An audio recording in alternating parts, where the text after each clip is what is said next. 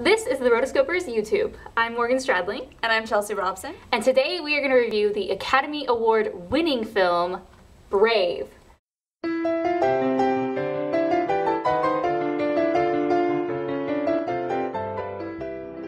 As many of you know, Brave is about a young girl who lives in these clans in Scotland, and she wants to be her own self. She's kind of a little bit of a tomboy, but not really.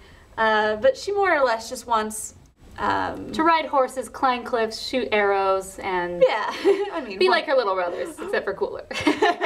Much cooler.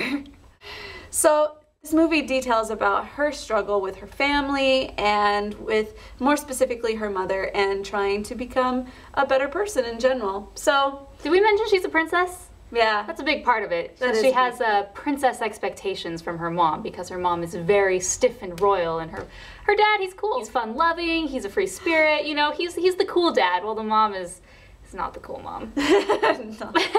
She cares. She's just not that cool.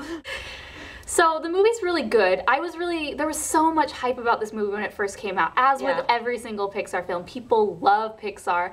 And even me, this was Pixar's very first princess movie. So I remember even back in 2006, back when this movie was still called The Bear and the Bow, being really excited that Pixar was going to venture into princess territory, which was Disney's main thing. You don't go there, but they did.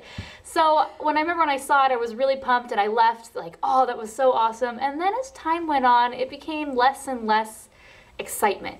I started thinking about it, and I was like, well, it was good. It was good. I liked it, and then I watched it again, and I just realized this has no replay value for me. Yeah.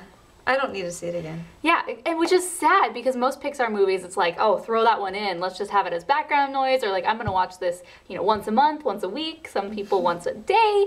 Ooh. But for me, this didn't happen, and that was kind of sad for me, because I really did have high hopes. You know, there were kind of troubles during the making of this movie where Brenda Chapman was the original director, and she came up with the idea of this because it was the story of, you know, based on her relationship with her own daughter. And then about 18 months before the movie was released, she got ousted as director.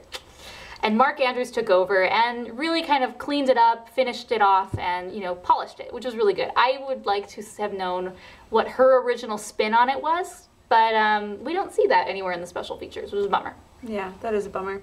So what else is on the special features, Morgan? Well, this is a 3-disc combo pack, and it is loaded. Pixar is very well known for putting out great DVDs and great Blu-rays and great just packages.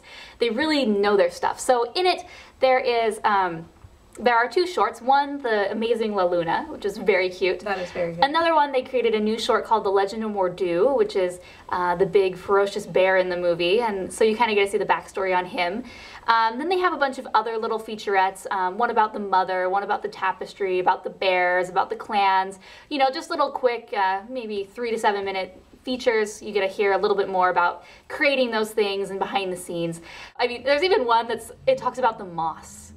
It's just called, like, just the moss and how they were able to replicate the mossy feeling of Scotland and all the flora and fauna around it. It was really good. It was good. Yeah. They did an amazing job on the green area. I mean, that's one thing that I really liked when I saw it. It was like, whoa. Yeah. This is incredible. Just the visuals were spot on. Very good. And we can't forget that hair.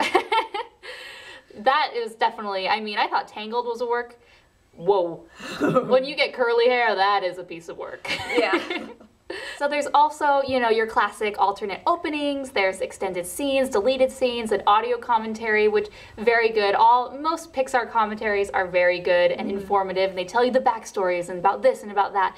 So those were very cool. And there were some cool ones that even talked about behind the scenes at the studio. I mean, Pixar really gets into their films, and they create this environment and this community when they're making the films. So they talked about Clan Pixar and how the people at the studios, they were able to have special archery days where they could practice and they could understand, you know, the movements of that, or they dressed in kilts, or they just did fun things while they were at the studio.